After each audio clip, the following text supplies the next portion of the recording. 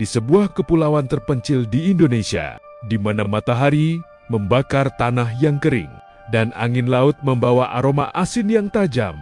Lanskapnya keras, berbatu, dan nyaris tanpa ampun bagi kehidupan.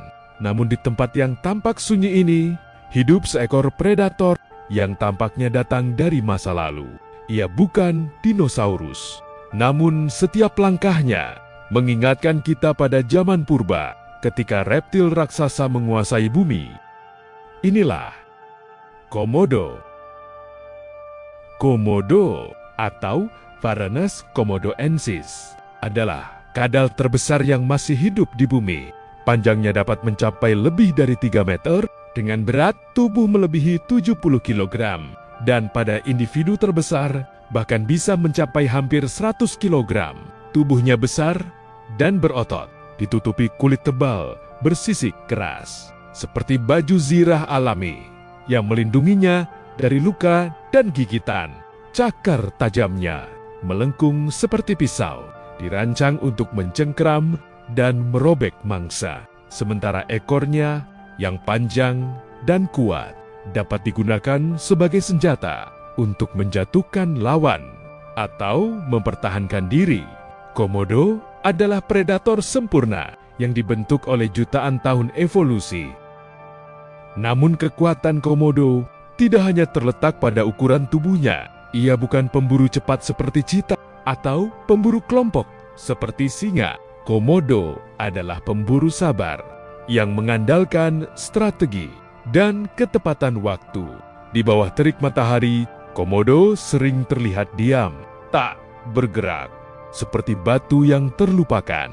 Namun, di balik ketenangan itu, indera penciumannya bekerja tanpa henti. Dengan lidah bercabangnya, komodo mengendus udara, mengumpulkan partikel bau, dan mengirimkannya ke organ Jacobson yang berada di lenggit-lenggit mulutnya. Kemampuan ini memungkinkan komodo mendeteksi bau bangkai atau darah hingga jarak beberapa kilometer di dunia. Komodo, bau adalah petunjuk kehidupan dan juga kematian. Saat mangsa mendekat, komodo mulai bergerak perlahan, tanpa suara, tanpa tergesa.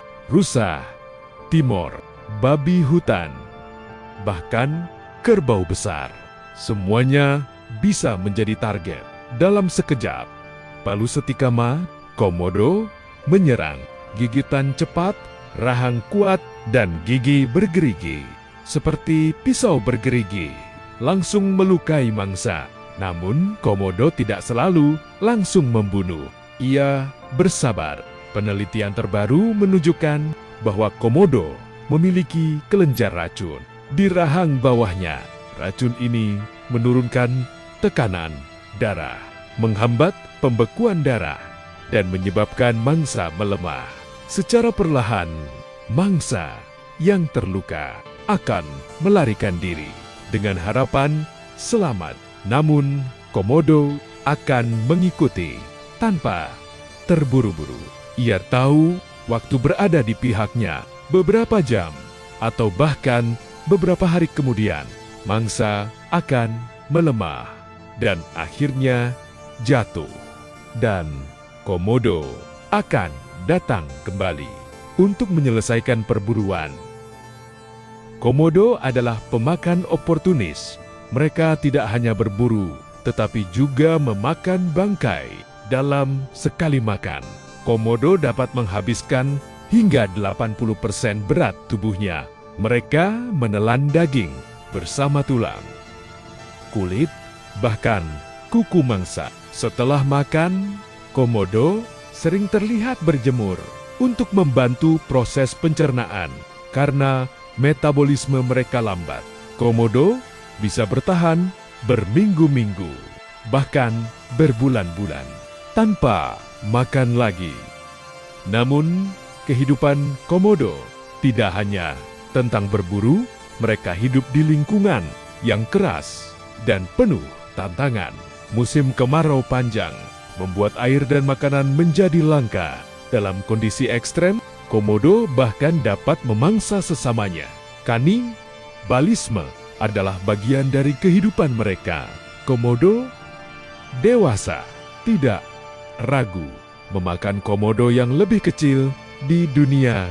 Komodo hanya yang kuat, yang bertahan. Ancaman bahkan dimulai sejak mereka menetas. Induk komodo bertelur sekitar 15 hingga 30 butir di lubang tanah atau sarang burung megapoda yang ditinggalkan. Setelah sekitar 8 bulan, anak komodo menetas. Namun, begitu keluar dari telur, perjuangan dimulai. Tanpa perlindungan induk, anak komodo segera berlari dan memanjat pohon. Di atas pohon, mereka hidup selama beberapa tahun, memakan serangga, burung kecil, dan reptil kecil. Pohon menjadi tempat perlindungan dari predator, termasuk komodo dewasa. Di dunia, komodo, bahkan keluarga, bisa menjadi ancaman. Meski terlihat tangguh, komodo bukanlah penguasa tanpa batas.